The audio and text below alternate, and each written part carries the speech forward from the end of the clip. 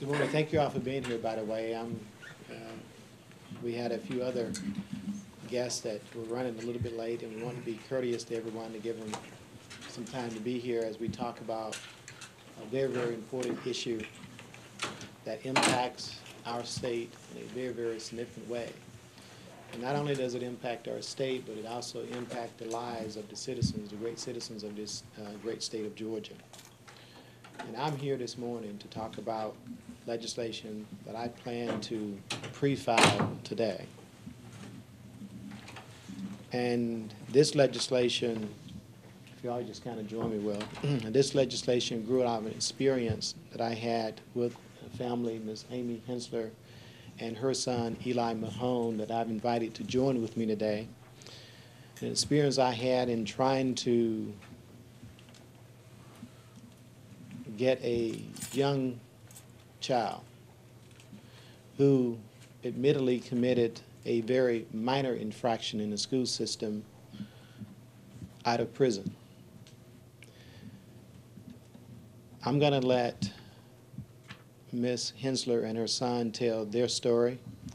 But before I do, I just wanted to give you some background information as to why I'm filing this legislation, which, in my opinion, inserts some common sense into what's now called the zero tolerance policy. This policy in post-Columbine has swung the pendulum, in my opinion, too far in one direction. And the policies that we've adopted in this legislature has entrapped a lot of our good kids, and it's entrapped our good kids in bad situations.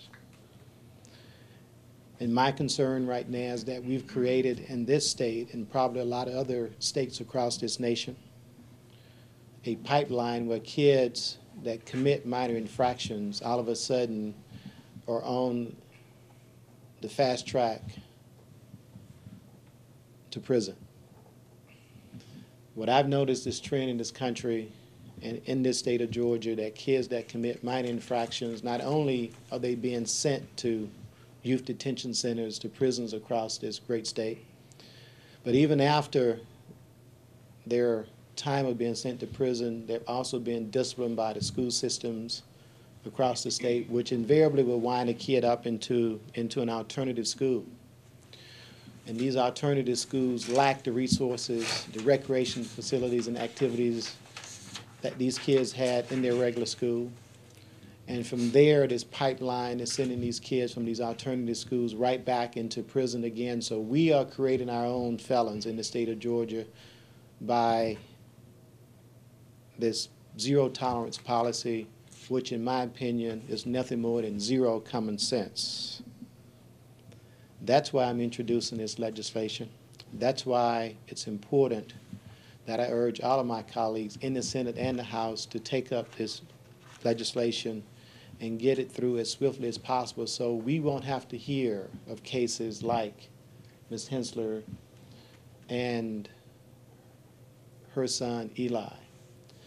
I'm also glad to be joined by my good friend Marcus Downs from the Georgia Association of Educators. And I've had an opportunity to vet this legislation with both Judge Teskey, who is the immediate past president of the Juvenile Justice Council. I've vetted this legislation with my good friend, Dr. Herb Garrett from the Georgia School Superintendents Association. I've also vetted this legislation with a lot of my colleagues, and I'm glad that the Legislative Black Caucus has adopted this legislation as a priority issue for this upcoming legislative session. That's why I'm glad to be joined by my colleague over in the House, Representative Ernest Coach Williams. Judge Teskey shared with me when he had an opportunity to review this legislation that, Senator, we desperately need this legislation in the great state of Georgia. And that has emboldened me to take this step to pre-file this legislation. Not only have I pre-filed it, but I've also submitted a copy to the Lieutenant Governor's office to obtain his support early on in this process of moving this legislation forward. Because the story that you're going to hear from Ms. Hensler and her son is a story I hope is never, ever repeated in the great state of Georgia. And at this time, I'm going to ask Ms. Hensler if she would just kind of join me up here, and as well as her son, Eli. And I want her to share in her own words, however you deem necessary, the experience you had with your son at his school.